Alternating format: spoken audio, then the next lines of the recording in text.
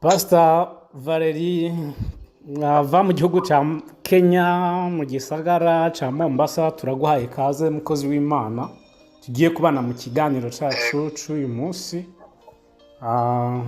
Kumbure muratangura mwibwira abadukurikirana. Boss, urahawe ikaze. Muraho, mbanje kubasuhuza mu izina rya Yesu Kristo. Yesu ashimwe. Amen. Ndi mu gihugu cya Kenya, ahantu bita muri Mombasa. Amazina yanjye ni Pastor Isaiah, niryo rimenyekanye, ariko nanone mfite andi mazina nitwa Murangirwitije Valerie, niyo mazina y'ababyeyi. Iryo Isaiah ni ry'umurimo w'Imana. Okay. Rero turabaye ikaze kandi turabaramukije ngaho Mombasa. Turizera kwara amahoro, Imana ishimwe muri iyi minsi. Uri mu gihe nuko nanjye ndayivuga cy'imigisha, cy'amavuta, amashimwe. Rero natwe reka tujye kuri ayo mavuta, dutangure ikiganiro cyacu dusengera Imana, dusengera n'abantu bagiye kudukurikira. Reka twubahe Imana. Yes. Uwiteka Mana, uri Imana ikomeye kandi uri Imana ishobora byose. Uri Kristo, uri ndiho, uri Imana y'amahoro, uri igitare. Ndagushimiye Mana, muri aya masaha yose ugiye kuremamo ibimenyetso n'ibitangaza bigaragare mu izina rya Yesu Kristo w'i Nazareti. Mpagaze Data Mana mu ijambo rivuga ngo ni wowe nzira ny'ukuri kandi tugeza ku bugingo. Tutagufite ntacyo twabasha kugeraho. Ni wowe udusiga amavuta y'igikundiro, amavuta yo kwishima, nk'uko ibyanditswe byera bivuga ngo uwadusize amavuta igikombe cyacu kiratseseka. Reka Mana bigaragare kugira ngo yubahishe, ni mu izina rya Yesu Kristo w'i Nazareti. Ntaba ari njye, ntaba ari Dr. David Bishop, aba ari wowe ugaragara. Mu izina rya Yesu Kristo musenze nizemo. Amen. Amen, amen. Imana iguha umugisha. Duhaye ikaze umuntu wese ariko aradukurikirana. Nimba utarakora sabona rwa mbere uyikore kugira ngo uzure abana natwe mu biganiro byacu bya misi yose. Pastor, turanezerewe kongera gukorana nawe kuri uyu munsi. Araciyeho igihe nanjye ndanezerewe. Cyari igihe kinini nkiri Afrika y'Epfo, ndavyibuka.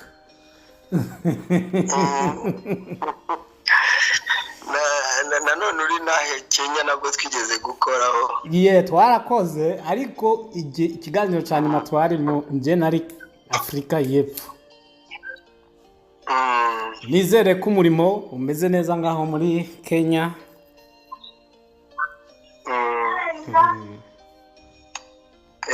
Umurimo umeze neza, turashima Imana kandi turavuga gukomera kwayo. Amen. Kuko niyo tubeshejeho n'ubuntu bwayo. Kandi iherutse kudusetsa nk'uko wari ubivuga, iherutse kudusetsa itwongereramo umuhanuzi muri twebwe. Amen. Umuhanuzi Yohana cyangwa kimwe umuhanuzi John. Prophet John, cy'umwana w'umuhungu. Amen. Turishimye. Amen, amen, amen, amen. Imana ishimwe cyane.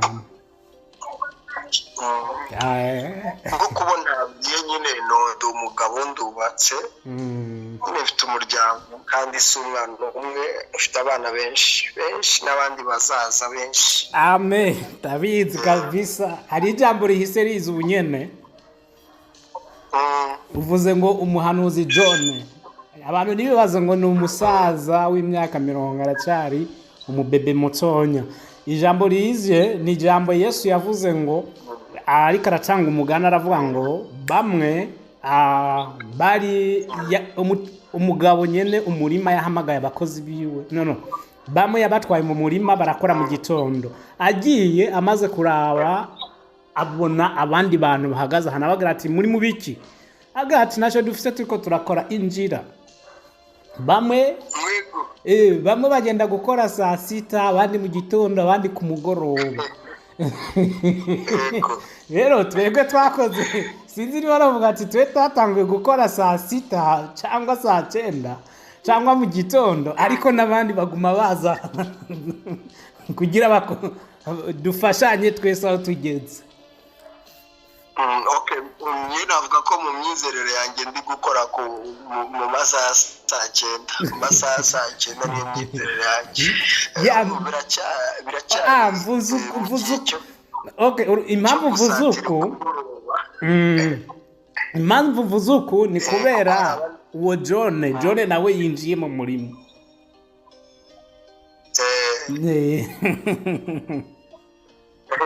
Umurimo kabisa. We waratangiye nawe aragukurikiye. Noneho arabizera ko bari mu murimo, bari muri babandi ba nimugoroba, bizera yuko Yesu agiye kuza kandi akaza guhemba azagera ingororano.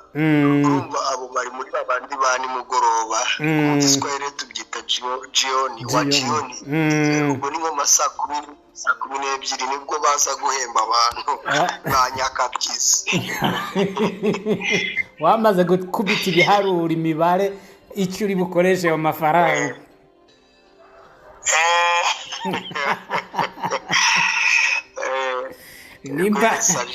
Nimba uva mu murimo ugenda gusuma, guhaha cyangwa kunywa akantu. N'ubundi ndimo ndamwita John Finley. Noneho ntabwo ari Yohani Mubatiza, kuko Yohani Mubatiza igihe cye cyararangiye. Noneho rero ni John Finley. Uvuga ngo noneho nawe aje noneho muri babandi rero bazaza muri ya masaha ya nimugoroba. Kabisa. Kuvuga ngo Yesu it's back.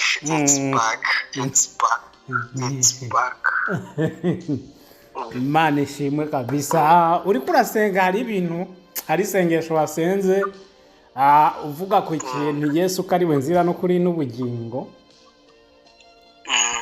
Hari ikintu nibutse abantu bakunze kuvuga hanze y'abantu bizera, turakunda kuvuga ngo inzira zose ziragenda zigashika i Roma. Ivyo ndazi kubizi. Urumva we ntuhangayike, pfa gufata inzira zose zishoboka ziragera i Roma, ukira kubona ari inzira gusa.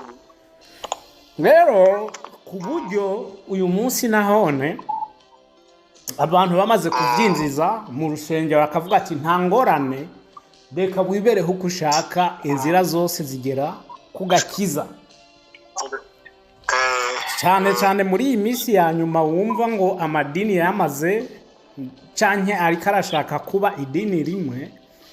Nimba wewe wizera inka n'akazi kawe, ivyo birakuraba, we yizere icyo wizera cyose, nta ngorane, reka twese tube umuntu umwe, tube hamwe, inzira zose zigera hehe mw'ijuru nk'uko bashaka kubivuga. Wewe Imana ishimwe kuko wewe wabaye no mu Isilamu. Ivyo urabizi kabisa. Rero ngiye kuvuga ikintu uragitahura kuko bifitiye ubuhamya. Ese mu by'ukuri inzira zose niko zishika mw'ijuru, cyane hari inzira imwe, iyo nzira utayiciyemwo, utayinyuzemwo, udashobora gushika mw'ijuru? Urakoze kumbaza,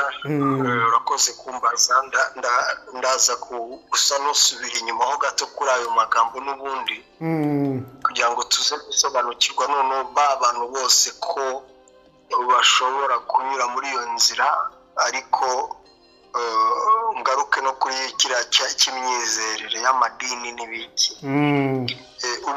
Iri jambo ku bantu baryumva, Bibiliya iravuga ngo ni njye nzira y'ukuri n'ubugingo, kandi ntawe ujya kwa data ntamujyanye. Hari ibintu bibiri dushaka cyangwa bitatu dushaka kumva. Hari inzira, ukuri n'ubugingo, hakaba na nyir'ubwite ugufata ukuboko akakujyana. Ibintu bibiri byumvikana, kuko bavuga ngo ntawe ujya kwa data ntamujyanye.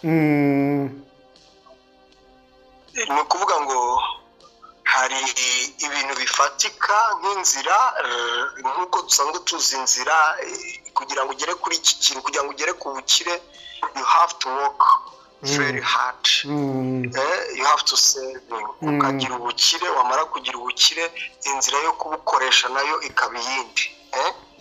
Kuko abonye inzira yo kubugeraho, getting money ama to getting riches. Noneho kugira ngo tugere ku Mana cyangwa kugira ngo tubone Imana, ndaza gukoresha amagambo agaragaza yuko ubundi ibi bintu by'amadini twemere cyangwa kimwe abantu bavuga ngo bemera cyangwa kimwe ndashaka kuvuga nkanjye wabaye mu Bayisilamu, nkanjye wavukiye mu Bakatolike, nkanjye none ahangaho umushumba, reka mvuge bakunze gukoresha n'irindi jambo rivuga ngo Imana ni imwe. Reka mvuge ko Imana atari imwe, Imana si imwe. Uko niko kuri. Imana si imwe, Imana ni nyinshi. Imana ni nyinshi. Ahubwo Imana n'ibihumbi n'ibindi n'amajana n'ayandi. Imana ni nyinshi kabisa. Noneho hakabamo ururemye. Iyaremye ibi byose ijuru n'isi. Ikaremba ibibaya na ziriya nyanja. Iyo niyo Mana nkuru ishobora byose. Amen. Hallelujah. Iyo niyo data wa twese. Amen. Noneho nituzabona undi mwanya tuzakora ikindi kiganiro kivuga ku bwiru. Ntabwo kimwe ku byahishwe bigahishurirwa bamwe, kuko Bibiliya irabyerura cyane, nubwo nzakoresha n'amagambo arimo aho ngaho avuga ngo bafite amaso ariko ntibabona. Ni kweri. Ngo abo yagize impumyi, yabagize impumyi kugira ngo batabasha kubireba ngo babisobanukirwe. Kuvuga ngo bafite amaso ariko ntabwo babasha kubireba ngo babisobanukirwe cyangwa babirebe babimenye. N'ibiki rero? Bafite amatwi ntibatahure. Yego. Yesu ndi mu Bayisilamu ntabwo twemeraga ko ari umwana w'Imana, nta nubwo twemeraga ko ari Imana. Yego. Ntabwo twajyaga tubyemera, twaranabihakanaga, ahubwo tukanagaragaza yuko Muhammad ari we noneho umurusha, kuko Muhammad ngo yatumwe ku bantu bose, ariko Yesu agatumwa ku miryango 12 y'Abayisiraheli. Noneho maze kujijuka nahise mbona ubuyobe cyane buri muri aya madini. Ubuyobe bwo kirera, ubuyobe bwo kutamenya inzira, kutamenya inzira. Ariho navuga ngo ni ukuyoba. Ubuyobe ni ukuyoba, kuko ntabwo umuntu ayoba yicaye, ayoba ari mu nzira akavuga ati ko baca hano cyabaca hano. Ayoba ariko aragenda. Ayoba ariko aragenda. Abarimo aragenda yarenze akayoba. Noneho bikazatuma azagaruka nanone agasubira inyuma akaza kureba hahandi yibuka wenda nabasha kuyoboka neza kugira ngo nongere nyice mu nzira neza. Noneho uri kunyumva? Yes. Rero ndaza gukoresha ijambo ryeruye rivuga ngo ninjye wabakunze simwe mwankunze, ninjye wabatoranyije simwe mwantoranyije. Nse gukoresha n'irindi jambo nanone rivuga ngo nasanze wigaragura mu ivata, ndavuga ngo baho. Yesu rero yabanje kuza, unyumve? Yes, ndagukurikirana. Akora irindi jambo riri muri Yesaya rivuga ngo mparura inzira ahatari inzira.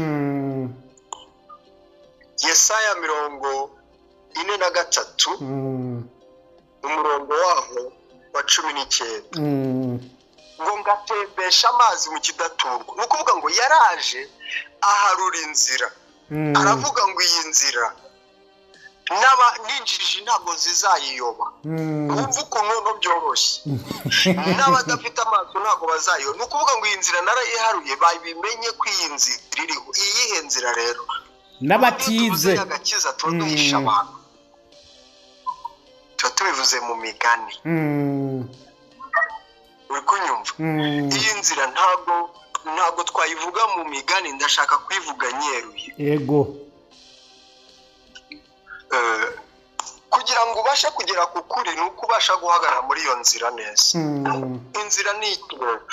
Yesu aravuga ngo ninjye nzira n'ukuri n'ubugingo ikugeza ku bugingo.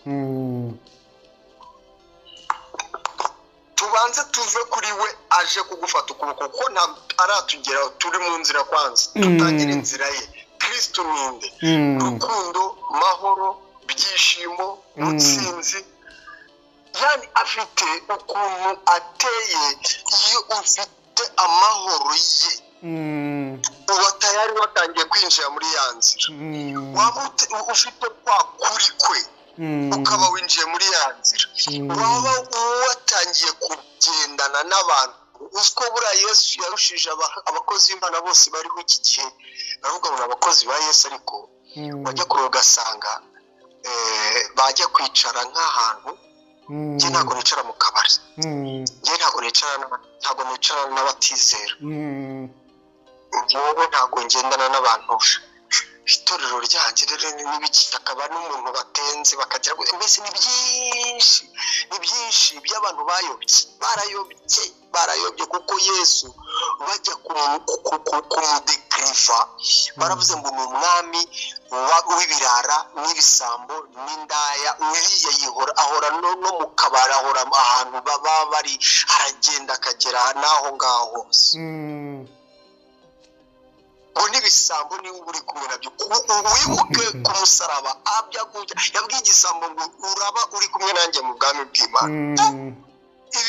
Ibintu umushumba wa nonaha, abakozi b'Imana ba nonaha badashobora kwakira no kumva. Ubu tayari bakubonye uri mu kabari umuntu akakubona avuga ati tayari avuye kunywa, tayari avuye mu ndaya. Waba uri kumwe ugendana n'urwo rubyiruko rw'abanywi b'urumogi.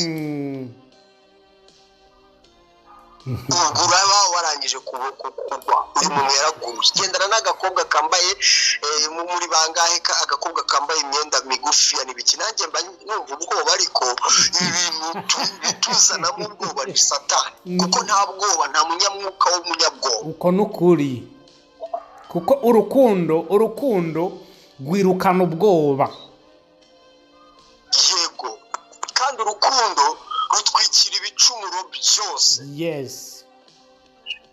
Urihangana. Uyu muntu rero kuko ameze gutya ndamwihanganira. Kaguma umubwiriza ukamubwira byo. Yes. Rero iyi nzira ya Yesu ugiye kubara abantu bayirimo bunone ahangaha. Ntabwo turakandagira mu kuko ngombwa tayari kugira ngo tubashe kwinjira aho hantu, tunyura aho hantu, nuko ari we n'ubundi uri buze kudufata. Kabisa. Wumve ukuntu mbyumva cyane. Yaravuze ngo ntawe ujya kwa data namujyanye kandi ntanuza kuri njyewe atari data umuzanye. Iri jambo ugeze urisoma? Ndamaze kurisoma iryo. Ntawe ubasha kujya kwa data atari njyewe umujyanye kandi nta n'uwabasha kuza kuri njyewe atari data mwohereje cyangwa amuzanye. Urubyumve neza. Rero dufite devoir yo kumva Yesu no kumwumvira ngo ni mu nkunda muzitondera amategeko yanjye. Nibwo tutazayitondera tuzahita tuva muri we, tuzaba tutakimukunda. Uko n'ukuri. Ndashaka kuvuga ku nzira kuko ndumva abantu barayobye. Reka nkubwize ukuri, bambaye amakora, bafite insengero, barakubita noneho imiziki yabaye nka buwate, kandi abo bashumba bose bafite imiziki imeze nka buwate. N'ubundi babyinnye mu kabyiniro, babyinnye muri za buwate, batubeshye.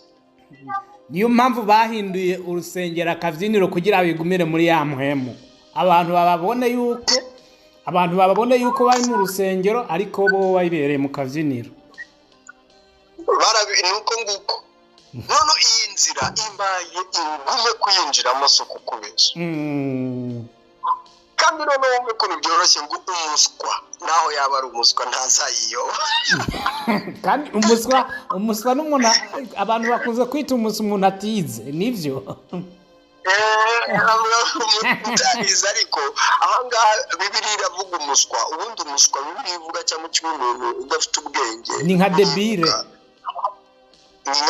cyangwa umunyabyaha ubundi urakumva, kuko ubundi ino nzira n'ubundi niyaciriwe abanyabyaha kugira ngo bakizwe kabisa. ariko ngo umuswa ntashobora kuyiyoba, ntashobora kuyiyoba. Umva nuragiye ufunze amaso gutya uragenda ukagera kwa data akavuga ati mwana wanjye ndakubonye, ariko ikibazo ni uko abantu badafunga amaso.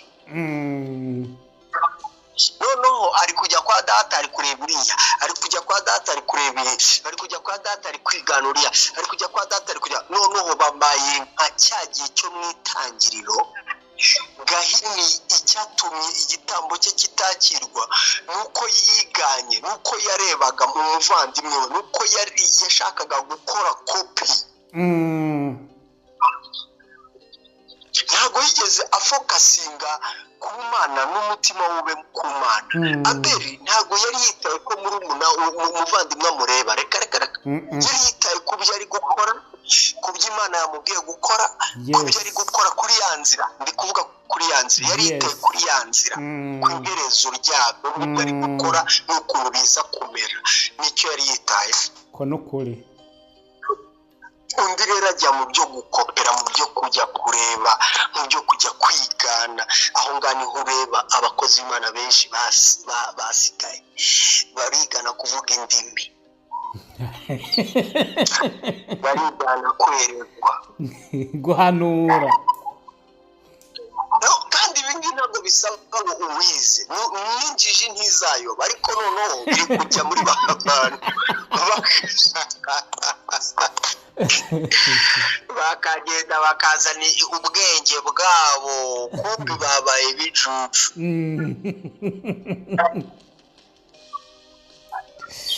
Bazanye ubwenge bwabo, siyanse yabo, noneho iba ubucucu, kuko Bibiliya ivuga ngo abanyabwenge bakojeje isoni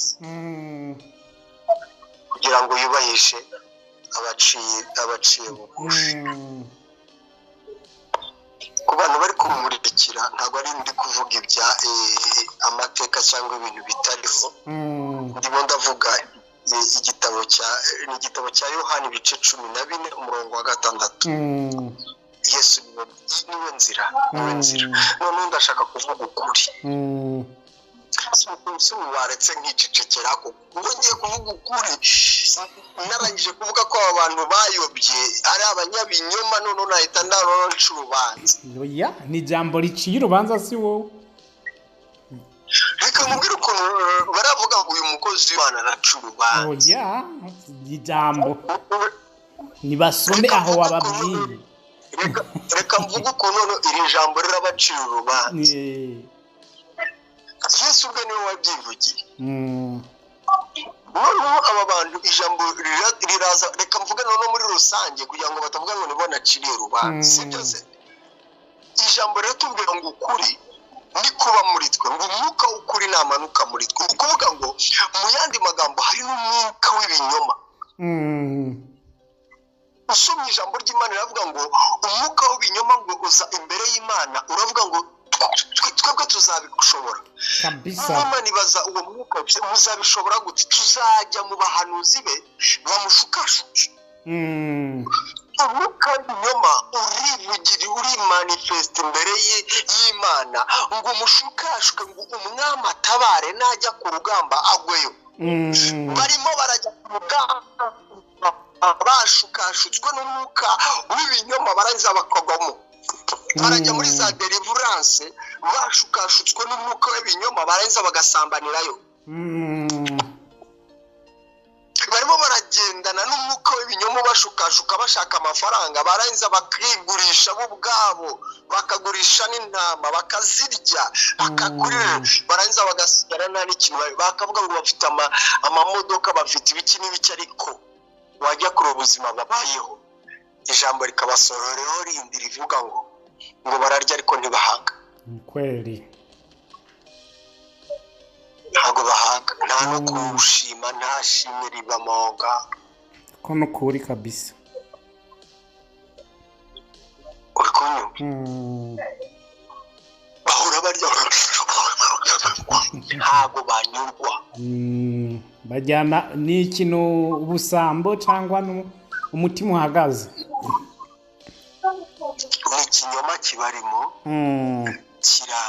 kirakura cyakura bashobora no kukurya inzu yawe bakakurya n'ibindi bintu byose bararya ni ibisambo tampuwe akuze umuntu waka icya-10 akarenzaho n'andi mafaranga avuga ngo yangurize nzayakwishyura yahenze ntayaguhe cyangwa akubwira ati uzoyakata mu cya-10 gikurikira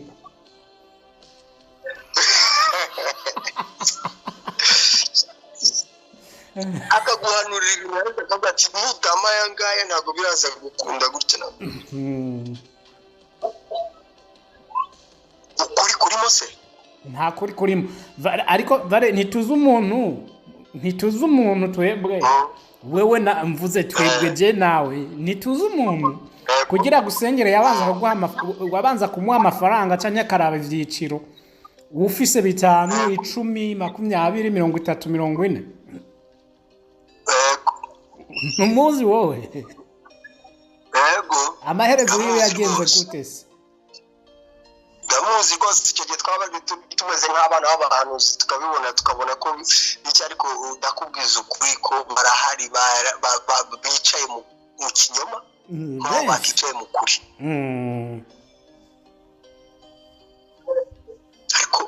ariko David yes nyine ugufata kugira ngo ujye mu kuri Yesu ugufata isira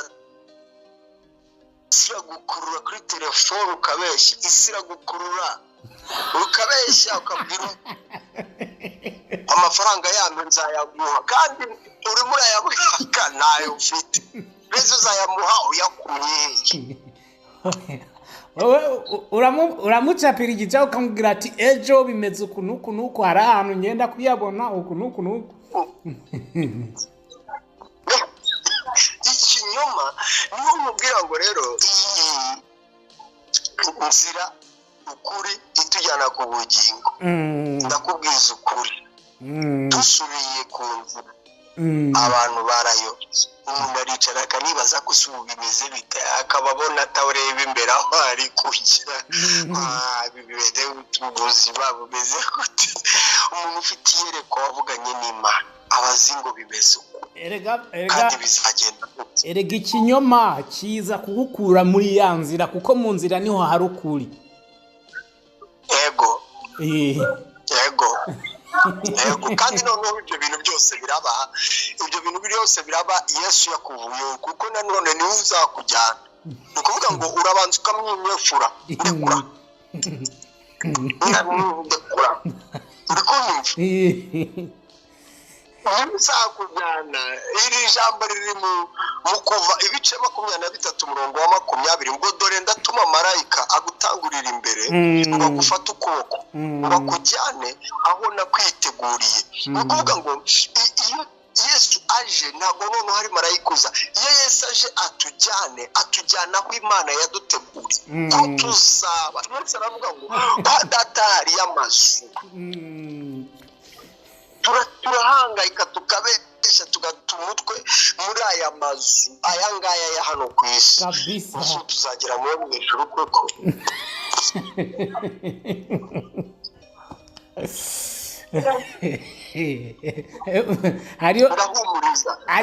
ndahumuriza umuntu ushaka kumenya inzira amena ndahumuriza umuntu ushaka kumenya inzira kuko David ntabwo twavuga kuri aba bantu gusa tutavuze ku muntu ushaka kumenya inzira uyu muntu ushaka kumenya inzira namenye yuko Yesu ubwe ari inzira namufata gutya akamufata gusa niwe nzira niwe urayizi ni nawe uza ahantu tugomba kunyura tugakata hano tukagenda tukazamuka tukagera kuri data wa twese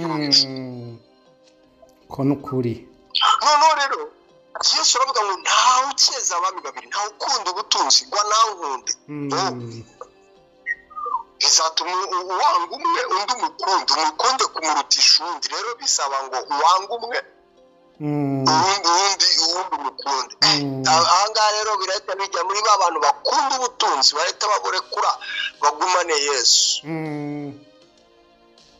Si bashaka Yesu se, cyangwa bibere nka wa mukira avuga ati barakubeshe genda. Yego. Nukuri pe. Uwo ntatami kumwisho usomye ya nkuru ya Mutunzi na Lazaro. Kumwisho yageze mu muriro utazima ahantu hataba n'amazi. Azamuye umutwe abona Lazaro ari mu gituza cya Aburahamu. Lazaro ngwino uri hano.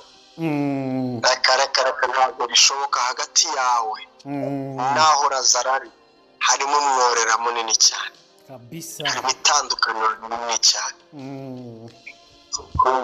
Harimo umuntu uri gushaka Yesu ariko yabuze uko amubona.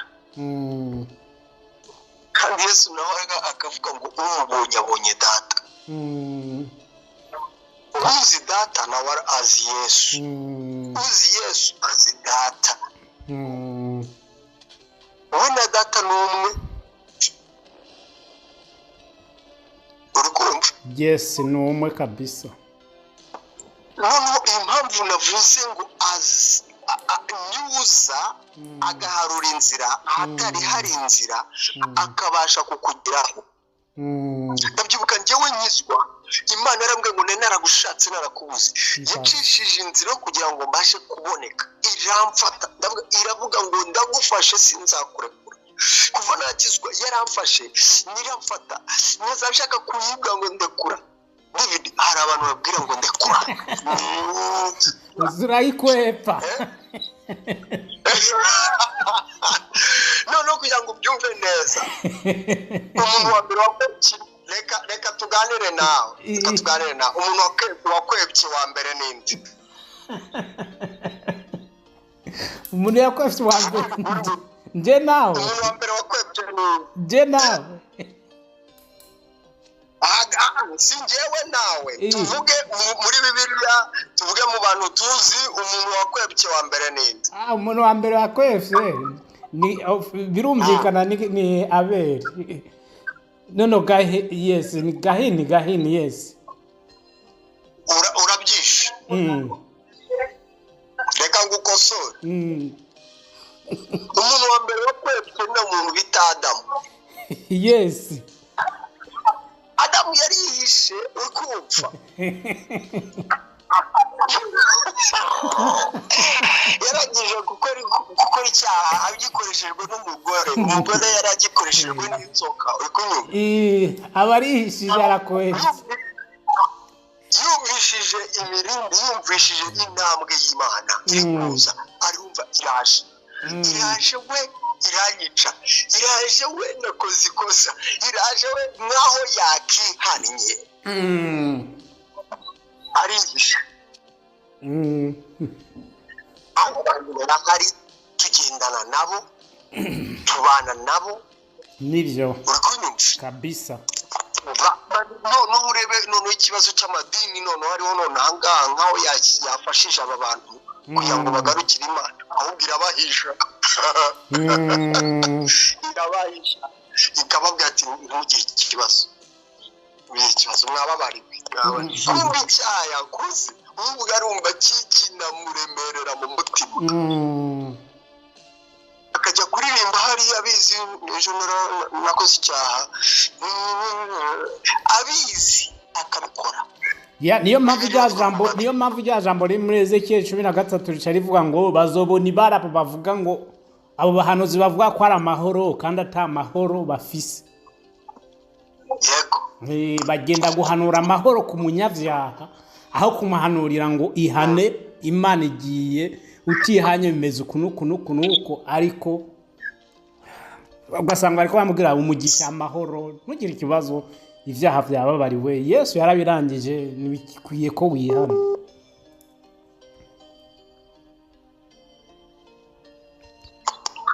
ntibigikwiye ko wihana. Yesu yarabirangije byose. Rero icyo nicyo nashatse kuvuga kuri icyo kintu wari uvuze. Ariko Bibiliya avuga ko ata mahoro y'umunyabyaha. Tugarutse kuri icyo bita guhunga Imana, abantu barayihunga bakagumeza muri wa mwuka Satani yabashyizemo kumva ko nta kibazo kabisa. Byaba tumbe Imana inagenda. Ikintu cyabagaho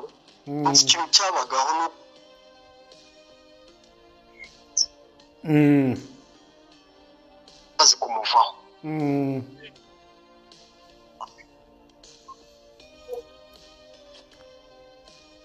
Aboneko salame w'Imana akamuvaho. Cyamo n'abadayimoni. Byasabaga ko Dawidi amucurangira kugira ngo umwuka w'abadayimoni uveho. Maze kukubwira abami babiri. Akubwira uwashukashutswe aragenda agwa ku rugamba. Ubona ni Sawuli. Umwami Sawuli. Abadayimoni bamumanukira.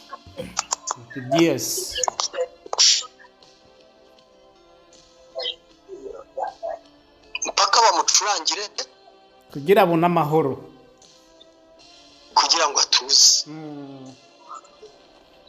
Umwuka w'ibisazi ukamubaho yacanganye iki. Nebukadinezari aragenda ajya kurisha akazajya arya ibyatsi. Yabaye nk'inyamaswa. Nibyo ashaka kukubwira ngo iyi nzira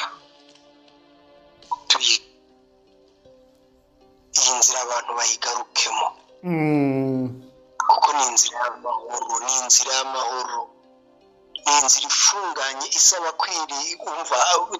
Nanone hari ahantu bivuga ngo ni inzira ifunganye, ukumva isaba kwigomwa, isaba kwihangana. Ariko ibi bintu byose n'ubundi ni Imana ibiduha, ntabwo ari twe tubyiha. Ese wakira kwihangana udafite kwihangana? Ntibishoboka. Wakiha kwihangana udafite kwihangana? Ntabwo bibaho. Ntibishoboka kabisa, ntibishoboka. Rero uyu Yesu tumwemerere adufata ukuboko. Hari ijambo rivuga neza ngo uwufise uwo mwana afise ubugingo. Riri muri Yohana ndibaza wa mbere. Riravuga ngo uwufise uwo mwana afise ubugingo. Ariko ikintu kinezera nuko Bibiliya itavuga yuko ngo umuntu afise idini aba afise ubugingo. Ntabwo idini aya nakubwiye ngo ni ya myobo abantu bihishamo. Ubuvumo muri rwa rurimi. None reka tubigarukeho kuko twigeze kubivugaho.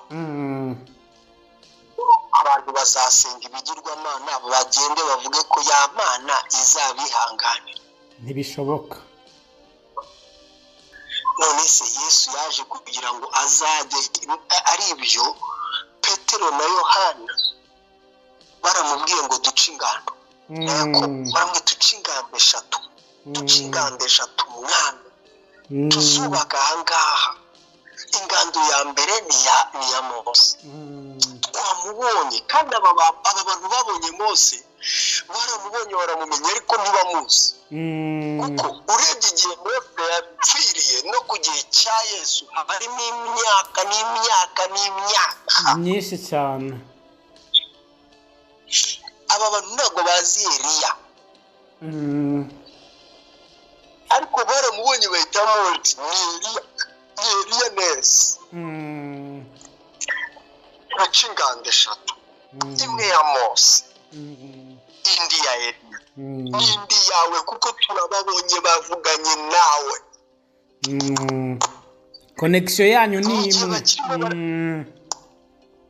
Bakiri mu mwuka bari kubyumva. Connection yahise ibemeza uyu ni Mose, uyu ni Eliya. gushimangira ijuru rihita ribamanukira nabo rivugana nabo mu gicu, igicu kirababudika. urakunyumva? Yes. ngo kandi bari bazanywe no kumubwira iby'urupfu rwe, bari baje kumubwira ibya mesaje y'uko igihe cye kigeze. reka nkubwire, nuba mu nzira, iyi nzira nta kintu kizakubaho kigutunguye, nta kizakubaho utakizi, nta kizakubaho utagifite igisubizo mu izina rya Yesu. Amen. Yesu yarabivuze neza ngo nta kizoba nkibiye umusavyi wanje akabanga. Yego. none rero ngaruke ku Bisilamu, sinabayemo. Yes, ndabizi. Abisilamu baravuga ngo basenga Imana imwe yayindi nyinshi, ariko bajya gusenga bakerekera ahantu bita imaka kibla, hariyo icyo bita alkaba, aho bita imaka. nujya kureba iriya black box izungukijwe n'ihema ry'umukara, isi yose isenga yerekeye aho hantu. ndayamenya amabanga bashyize hanze ku mugaragaro. Yajanjagure, ntuyamene gusa, yajanjagura ahubwo. uyu Muyisilamu uvuga ngo ntabwo dusenga ibigirwamana, akubise ibipfukamiro bye hano, akubise agahanga hasi yerekeye hehe? Kibura. Kibura ye ni hehe? Imaka. Imaka mu musigiti mo hagati harimo icyo bita alikaba. muri aya alikaba mo imbere harimo ibuye ryavanywe ku mazabahu cyangwa kimwe ku gicaniro cya Aburahamu agiye gutura Isaka. kandi imagine barubaka, baravuga ati turarwana intambara ahantu ubutaka butagatifu, aya mabuye n'amabuye yubatse igicaniro bagiye kujya gutamba Isaka. bakavuga ngo rero ayo mabuye abaho ngaho, ubwo ngo tuzadusenga kuri icyo gicaniro Aburahamu yari atambyeho umwana, yari agiye gutambaho umwana. bakaba bari byo bakubitaho ibipfukamiro bakabisenga. wajyayo ugasanga ngo bafite amazi ya Zamzamu, bafite amazi sinzi iki. none ayo mazi ya Zamzamu bavuga ko ari ayo umwana wa Aburahamu wa undi bita Ishimayeli, aho yari arimo arasamba akubita amaguru, amazi arapfupfuruka. buriya Abayisilamu bafite Korani, igitabo cya Korani kimeze nka kopi ya Bibiliya. ni ukuvuga ngo harimo ibitabo cyangwa kimwe inkuru za Bibiliya zigenda zikurwamo bakavangamo izindi, bakabivanga bakabivangura, bakabibeshya bakabigarura. none ku buryo bazanye naho tutavuga Yesu, barabona ko ntabwo tuzabasha, bakavuga Yesu bakamuvugaho igice, bakavuga ko Yohane bamwita Yahaya, bagenda babivangavanga. uri kunyumva? Yes. ariko ugasanga banemera yuko Yesu yavutse nta mugabo waryamanye na Eva na Mariya. bakabyemera, bakongera bakaza mu itangira bakagira ibyo bemera bya Yosefu, bakabyemera. bafite ibintu bagenda bemera, ariko wabikurikirana ukumva hari icyo bakuyemo kugira ngo bidasa n'iby'abakristo. Yes. none aba bantu nzajya ahantu hamwe mvuge ko dusenga Imana imwe, mvuge ko tuvuga Imana imwe gute? ntibishoboka, ntibikunda. igitabo cye kubera iki kitavuga nk'icyanjye? kubera iki cyanjye kitavuga nk'iki? kuki batizera igikorwa cyabereye ku musaraba? uvuze ngo iki? kubera iki batizera igikorwa cyabereye ku musaraba nk'uko wewe ucizera? kubera iki batizera ugufa n'ukuzuka kwa Yesu Kristo nk'uko wowe uvyizera? ni ukuvuga ngo rero uyu muntu ntabwo turi kumwe. ni muri kumwe kabisa. none nitujya mu byanditswe rero tukareba uburyo bavuga Yesu n'uburyo bamupfobya n'ibiki byose, urahita ubona ari antikriste. urahita uvuga ni antikriste. kuko buriya iri jambo wenda tuzaryigaho neza, tuzasanga mu bakristo bose turi kumwe hano tuzasanga noneho harimo abantikristo benshi. Ubundi akantu nasomye muri Bibiliya kagaragaza antikristo ngo ni umuntu ashobora no kuvuga ibya Kristo ariko akahakana bitewe n'ibyo akora. Uyu muntu ni umwantikristo. Si wa wundi azavuga ku mugaragaro avuga ati je nka Yesu sindamwemera, no. Ndagira ngo dukurure ibyo bintu kabisa. Hari uwo nguwo umwanga nawe ukamurwanya nawe ni umwantikristo. Yego. Ariko noneho hari abandi babinjiyemo imbere uri kunyumva baza bameze nkawe basa nkawe ariko akavuga ngo si njyewe, nubwo uzaza yishushanya agira ngo ni njyewe, ababwira ngo bimeze gutya ntimuzajyeyo. Noneho akongera akavuga ngo uvuga ko Yesu ataje nk'Imana mu mubiri kabisa,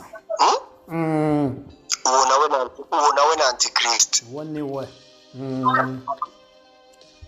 Noneho uvuga ko ari umwuka, ko ari igitangaza, ko ari Imana, ntavuge ko ari umwana wayo cyangwa kimwe ntavuge ko ari umubiri wigize wambaye Imana, akavuga ko ari Imana akamugaragaza nk'Imana, akamudekiriva ko ari umwuka ukomeye twe tutabasha gukora nk'ibye, tutagira gute. Ubu nawe ni antikristo.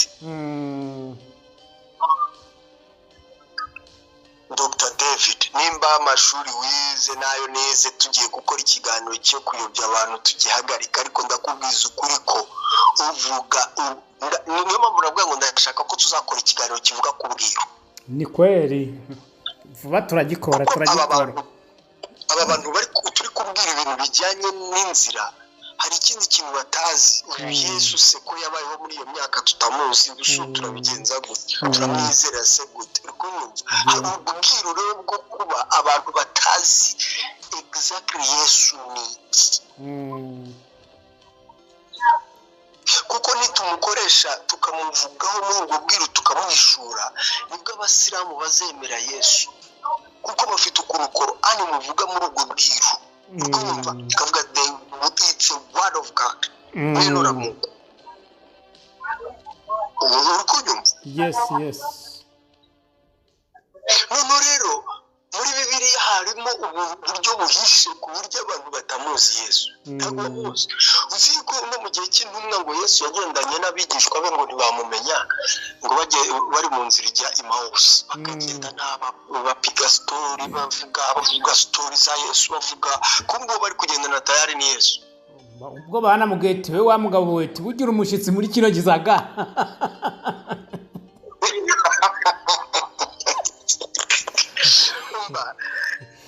Abantu bakeneye kumumenya, hari abantu bakeneye kumenya Yesu. Ngo amanyuye umugati ngo amaso yabo arahumuka. Nakubwiye ngo hari abantu badafite amaso, bafite amaso ariko amaso bafite nayo kureba ibiryo gusa. Abantu bareba ibiryo gusa, bareba amafaranga, bareba bafite inda nini, reka njyane nabo kuko amaso yabo ari ku mugati. Ndamanyura umugati mpite nkora ku maso yabo, amaso yabo amenye ko ari jyewe. Ibaze aba bantu bari mu nzira, bafite inzara, bafite inda nini, ariko Yesu aravuga ati reka nze kwiyereka aba bantu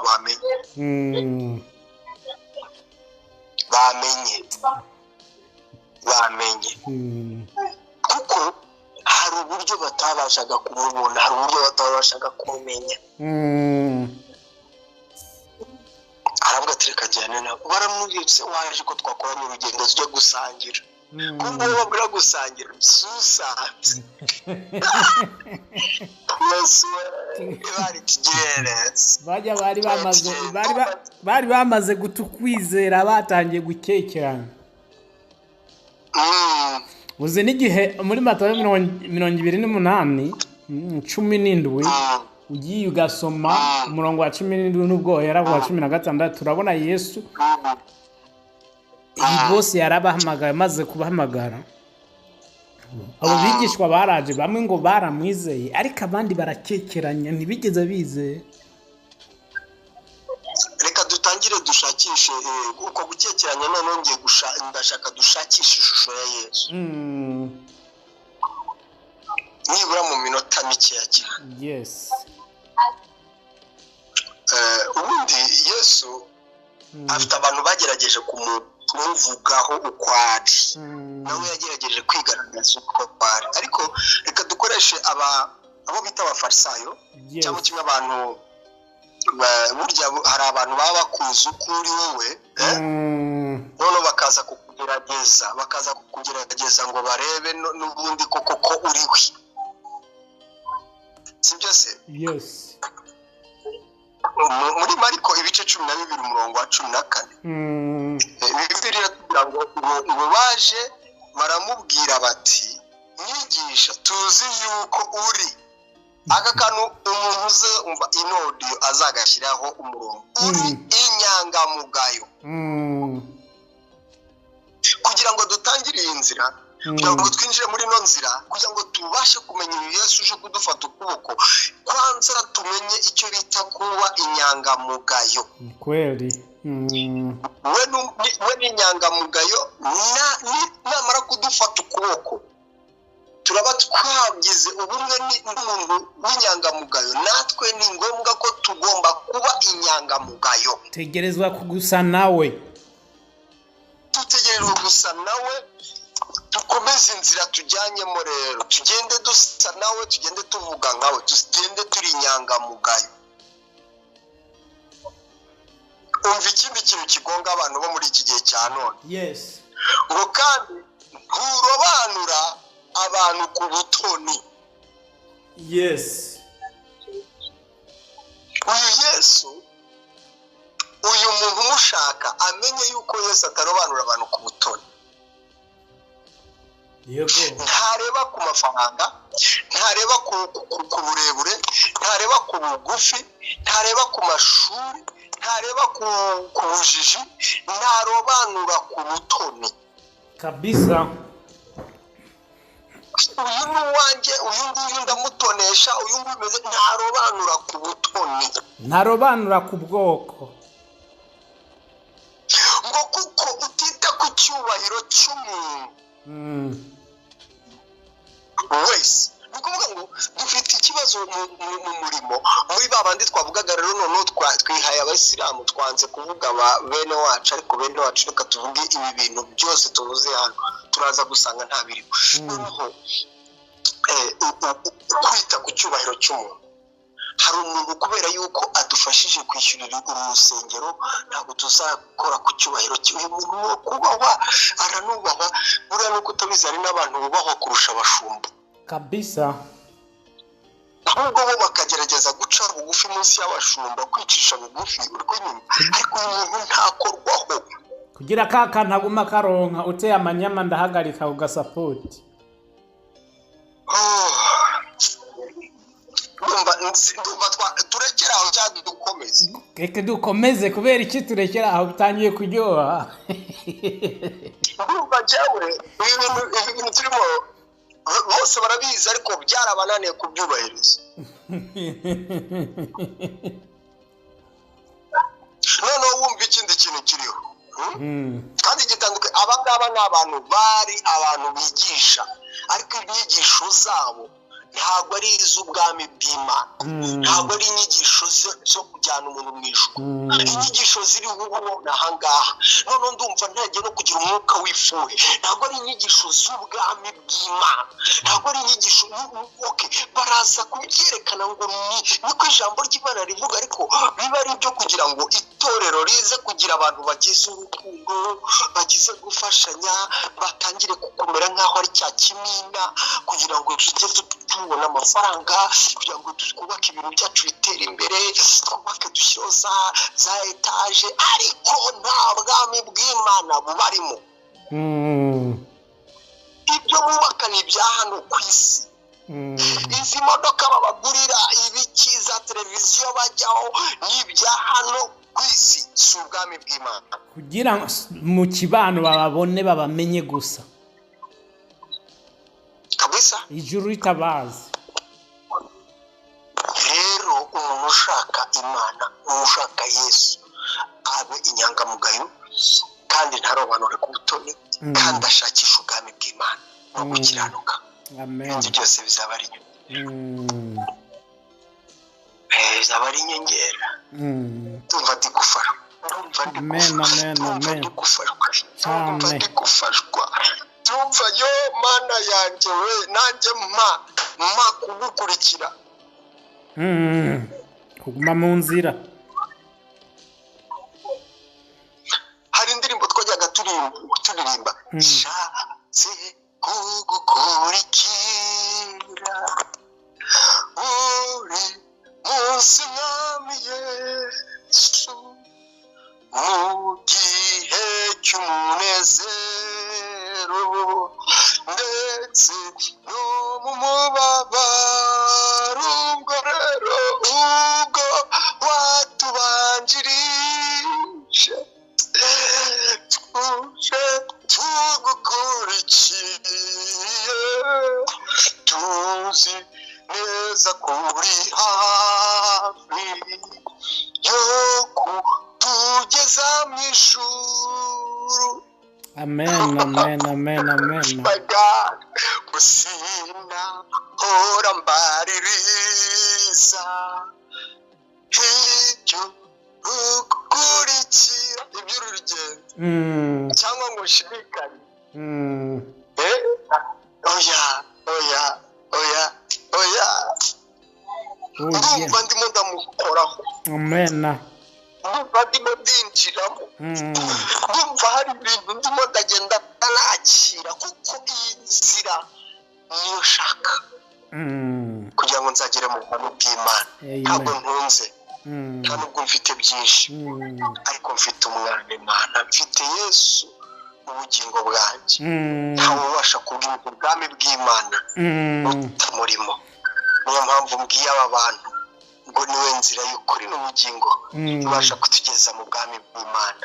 Twemere kwihana, twemere kwihana, twemere gushakisha umwami, twemere gushakisha ubwami bw'Imana kandi ntitwite ku cyubahiro cy'abantu kandi ntiduturobanure ku butoni. Amen. Abafarisayo babemo baramubaza none wumva ukuntu batega imitego. Hari imitego y'abantu bagwamo kubera yuko batabashe kugera Yesu muri bo, yumva bigatuma bava mu nzira. Ngo none mwigisha dukwiriye gutanga ituro rya Kayisari cyangwa tuyamwime cyangwa tubyihorere cyane ibyemewe cyangwa n'ubyemera tubireke tureke gutura iryo turo rya Kayisari turyihorere. Yesu aha barabimenye yuko barimo baramugerageza. Umuntu muri Yesu warangije kugira inzira agira icyo bita kumenya imitego y'umwanzi. Amen. Agira icyo bita kumenya imigambi y'umwanzi. Amen. Ntabwo kuvuga ngo tuzayigwamo, no, turayivumbura tukayimenya. Kandi Yesu arangije aravuga ngo ibya Kayisari tubirekere Kayisari n'iby'Imana tubihe Imana. Ndagira ngo nkubwire muri iyi interview umpaye iyi twahereye kare, sinzi niba tumaze n'amasaha, sinzi niba tumaze igihe kingana gute, ariko icyo nzi cyo nuko nzi ko ibya Kayisari tubirekere Kayisari, iby'Imana tubirekere Imana. Amen. Niyo nzira nta yindi. Kugira ngo tubashe guhagarara muri iyo nzira neza, iby'Imana tubihe Imana, ibya Kayisari tubihe Kayisari. Amen. Akazi umuntu akora, department akoreramo, iby'Imana ntabikoreho. Yohana arimo arabatiza ngo abasirikare baraje barabaza se natwe b'abasirikare n'abakoresha b'ikoro ngo twakora gute kugira ngo tubone ubwami bw'Imana. Ntabwo ati mukora akazi kanyu neza, mukora akazi kanyu neza, mukora akazi kanyu neza, nimugire abo mwaka ibi by'imirengera, nimugire abo mwaka iby'imirengera, nimugire abo mwaka iby'imirengera.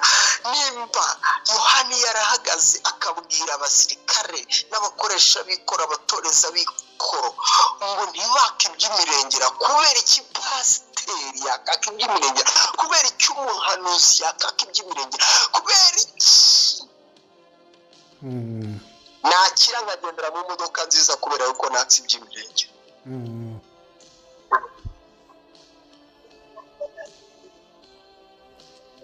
tapi tukura barihana kiretse niba tumva ino mesaje, ariko niba ari umuntu wumva mesaje arihana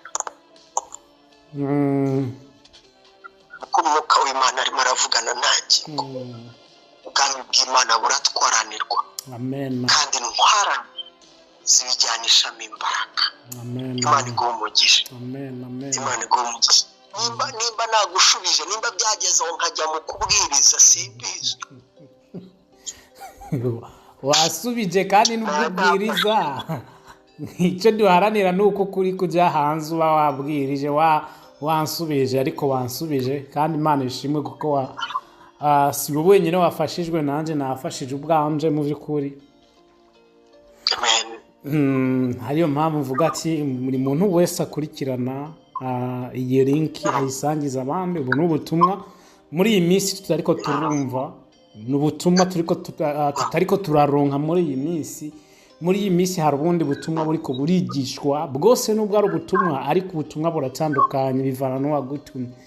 rero guhagarara kuvuga ubutumwa bw'ukuri bwa Yesu Kristo, ubu no ubutumwa bwabuze, reka mvuge ku isoko bwabuze ahantu. rero buriko burabura, atari uko budahari, burahari, abantu barabunyigeje. ariko tuzoguma tubwamamaza kugeza mbese ku muhero w'isi nyene tumva. rero kumbure hari umuntu yavuye mu nzira yifuza yuko gusubira mu nzira, akeneye gusengerwa. rero ndumva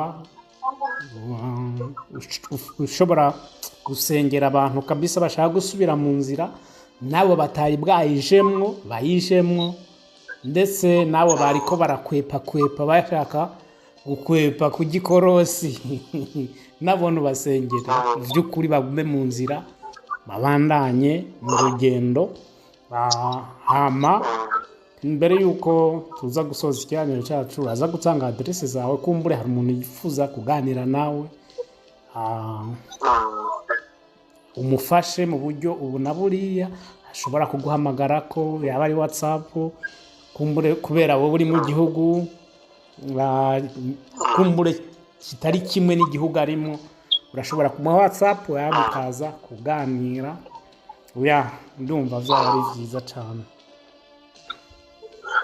Imana iguha umugisha, kandi Imana ikomeze iduhe inyota, kuko ijambo riravuga ngo hahirwa abafite inzara n'inyota byo gukiranuka cyangwa by'ubwami bw'Imana.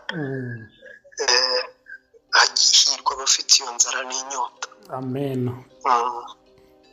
barahirwa kabisa. reka dusenge. Uwiteka Mana, uri Imana ikomeye kandi uri Imana ishobora byose, uri Imana wo kwiringirwa.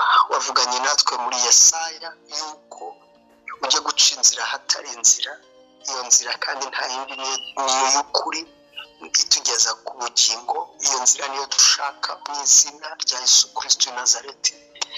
Yesu ntabwo waje gukuraho, waje gukomeza, kuko waravuze ngo n'ijisho niri gucuza urinoboremo, urikuremo, ubashe kwinjira mu bwami bw'Imana ufite amaso ijisho rimwe, kuko iryo jisho ribashije kugucumuza ukabura ubwami. Ibetika lamone posalamene ya sando, ibi byose byaba ari iby'ubusa, ukaba mu muriro ufite amaso, umuriro utazima, ugashya. Mana, duhindurira amateka mu izina rya Kristo wabambwe ku musaraba i Golgotha.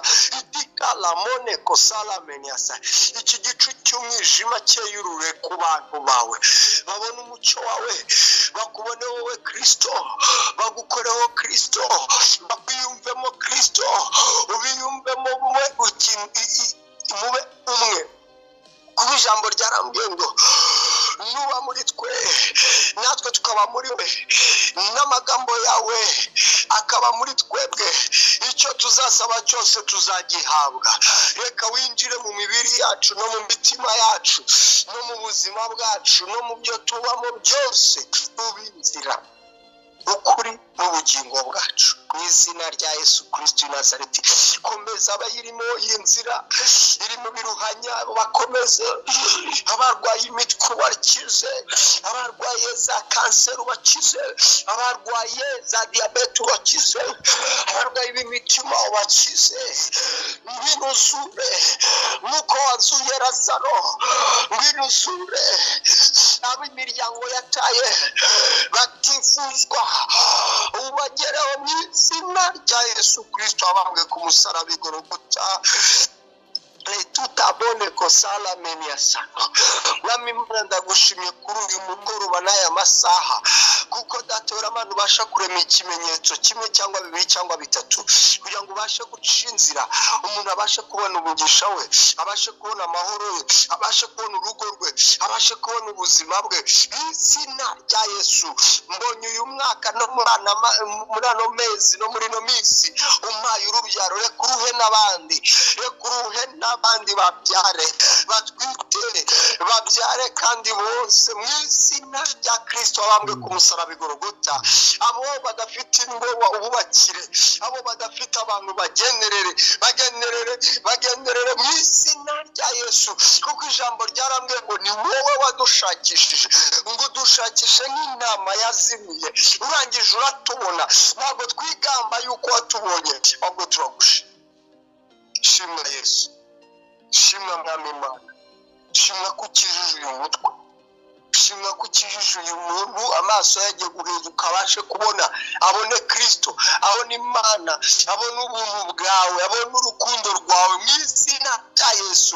Uyeho umwuka w'urupfu, uyeho umwuka w'ibinyoma uri hejuru y'abantu bawe, uyu mwuka wo kurindagira nkukuyeho, wo kubura inzira, wo kubura icyerekezo, mu izina rya Yesu. Mwami ndagushimye, Mana ndaguhimbaje, yo kujya wumva gusenga kandi ugasubiza ubwoko bwawe.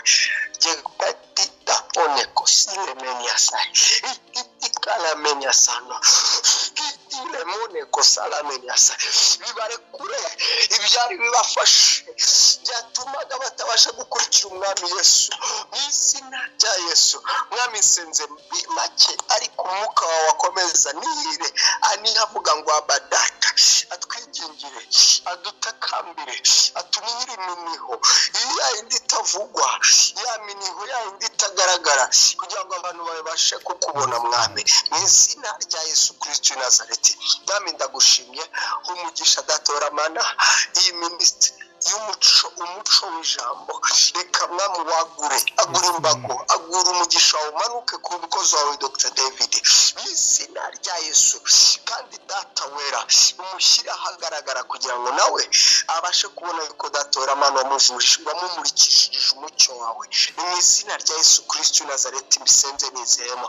Niko nsengeyemo umufasha we, niko nsengeyemo umufasha, kugira ngo Mwami igihe nk'iki abafite amashimwe Mana, mu izina rya Yesu Kristo w'i Nazareti bisenze nizeyemo. Amen. Amen. Murakoze cyane. Nk'uko nabibabwiye, ndi mu gihugu cya Kenya, Mombasa. Rero nkoresha nimero ya Kenya, nakoreshaga niyo mu Rwanda, ariko kubera ikibazo cya simukadi ndi gukoresha line imwe, ndi gukoresha simukadi imwe. Ubwo ushyiraho kode yo muri Kenya, no guteranya 254, ugashyiraho karindwi, warangiza ugashyiraho 45 na 33 na 95 na 62, ukaba urayirangije. Guteranya 254, 745, 339, 562. Imana iduhana umugisha. Amen. Rero vuba turakora ikiganiro cy'ubwiru nk'uko wabivuze. Sawa. Imana igumugisha. Sawa.